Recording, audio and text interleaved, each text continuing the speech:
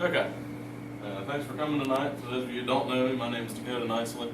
I'm a firefighter paramedic here with Adamsville Fire Department. I want to talk to you tonight about thermal imaging cameras and the dangers of using those.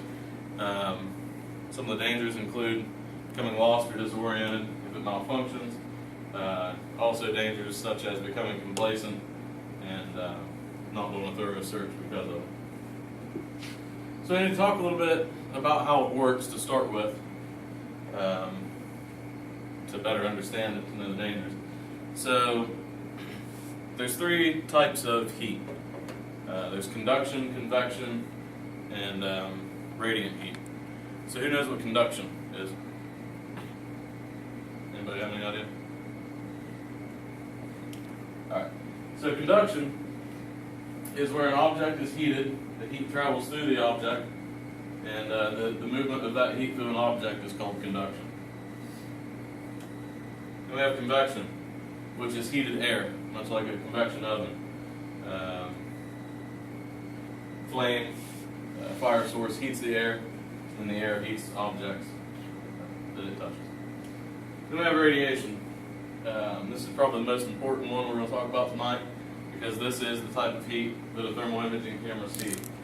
Radiant heat is literally heat given off in the form of radiation.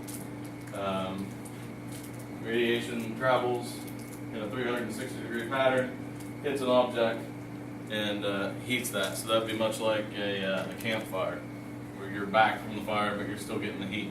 You're not getting the heat from the air, you're actually getting the radiant heat coming off that fire. So a thermal imaging camera picks up radiant heat. The radiation, it sees the radiation, it interprets the radiation to a display on the camera, and then that's what you actually see. To prove that it only picks up radiant heat, here's an exhaust coming off a truck. Okay? So you've got hot air coming out of the exhaust and heating the floor. So the hot air is heating the floor. The floor then gives off radiant heat, which is what the camera is seeing here. You can't see the hot air. You can't see the convection going on. So what are some of the good things about a thermal imaging camera? Heat without being able to see anything else. Right? Like in the dark. Allows you to, for lack of a better term, see through smoke, see into the dark. If used properly, it can actually aid your search and aid in fire suppression. It helps you get to the seat of the fire and put it out more effectively. So that being said, what are some of the dangers of that? Reflects. Correct. It'll reflect, right? It's hard to see through things. So, anybody have any idea what this is? What we're looking at here? This is kind of one of the dangers of searches. People become complacent, actually trying to look through a pane of glass. So do you think that thermal imaging camera can see through the glass? No. Because if it could, it would have seen the person on the other side. So if you don't know how to use one properly, and you become complacent, you may have thought that you just searched that whole area, but in reality you didn't. So what do we see here? Reflection. Reflection, right? You're seeing the reflection of radiant heat off of a person over in this area. The radiant heat hits this, it's actually diamond plate, and then the camera picks up on that. Okay? So a lot of misconception there. Another danger, if the camera dies, the battery goes dead, if you become too complacent, you could forget where you're at, you get lost. A lot of firefighters think that since they can see through the smoke, that they don't have to stay on a wall to do their search. They think that it's just as easy as going in, looking through a room, and being done. But imagine if you were to get out into the middle of this big room and your camera dies and the room's full of smoke. Now you've got to try to find a wall, and then you've got to try to find the door you came into to get out. So this is another example of a reflection. What you're actually looking at here is this board right here. So this is an example. If you look into this picture, you can see here the lights.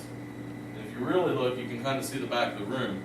So if you were in this room and had no other means to see except for this camera, you may think that you were looking through the room this way. You may think that you're looking at the entire room, but in reality, you're about 4 feet from running into this wall. That can become disorienting as well. When your mind perceives something and then that's not true, that can become very disorienting. I want to talk a minute. Remember how we said it only picks up radiant heat, not conductive heat? This doorway right here that you're looking at is that doorway right there.